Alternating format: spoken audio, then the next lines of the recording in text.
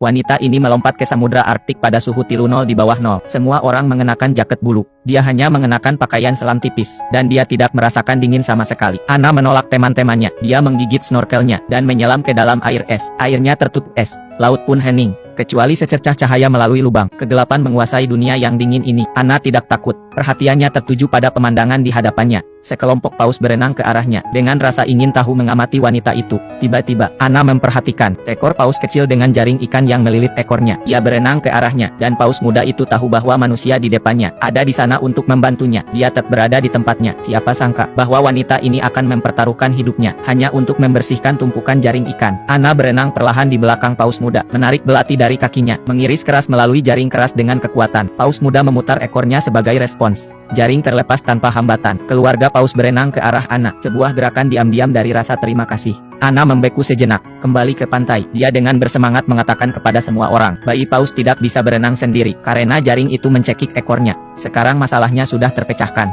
Hanya harus menunggu es pecah, dan itu saja. Tapi itu tidak semudah yang Anna pikirkan. Menjelang sore hari, suhu udara turun secara dramatis. Air di mulut gua telah membeku lagi. Keluarga paus belum makan selama 7 hari. Untuk bertahan hidup, mereka telah menggunakan semua energi mereka. Dan bukan itu saja, kondisi paus muda belum membaik. Meskipun mereka telah terbebas dari jaring, tetapi luka di mulutnya telah memburuk. Ia juga memiliki kasus pneumonia yang parah. Kerumunan orang bingung, tetapi tidak ada gunanya. Yang bisa mereka lakukan hanyalah berdoa agar kapal pemecah es segera tiba. Larut malam, suhu telah turun hingga -45 derajat yang belum pernah terjadi sebelumnya. Gumpalan es di mulut gua semakin tebal dan tebal. Setiap pergantian udara menjadi lebih sulit. Orang-orang memecahkan es secepat. Esnya tidak cukup cepat pecah. Mereka akan tenggelam di bawah air. Mereka harus meminta bantuan kotak. Segera, Anna tiba di tempat kejadian dengan bantuan. Tom bersaudara telah membawa alat penyelamat es mereka sendiri. Itu ada di dalam air, sehingga air tidak akan membeku. Tetapi ketika mereka mengeluarkan Deicher, Anna terkejut bahwa yang disebut Deicher itu hanya sepotong papan busa yang diikatkan ke kipas angin. Tetapi melihat kepercayaan diri Tom bersaudara, tidak ada yang bisa dia lakukan. Ia tidak punya pilihan selain mencoba. Tetapi sebelum mesin itu bisa bekerja, generator mati lebih dulu. Suhu rendah membekukan bahan bakar generator.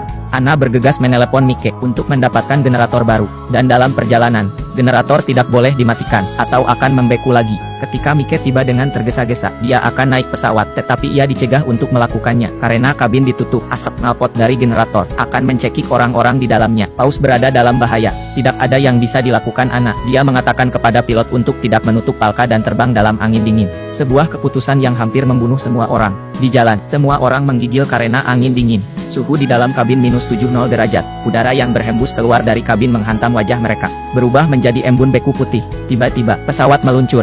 Alarm berbunyi. Semua orang sangat gugup. Kelopak mata pilot membeku. Sulit untuk dilihat. Pesawat perlahan-lahan jatuh. Anna berteriak putus asa. Mike memikirkan jalan keluar. Jadi dia mengabaikan penolakan pilot. Ia memegang kepala pilot dan mulai menjilati matanya. Meskipun prosesnya sedikit menjijikkan, tapi itu bekerja dengan sangat baik. Beberapa orang tiba di tempat kejadian. Daya disambungkan kembali. Unit penghilang es berungsi. Krisis sudah berakhir untuk saat ini. Semua orang menghela napas lega. Tetapi pemecah es itu dalam masalah besar.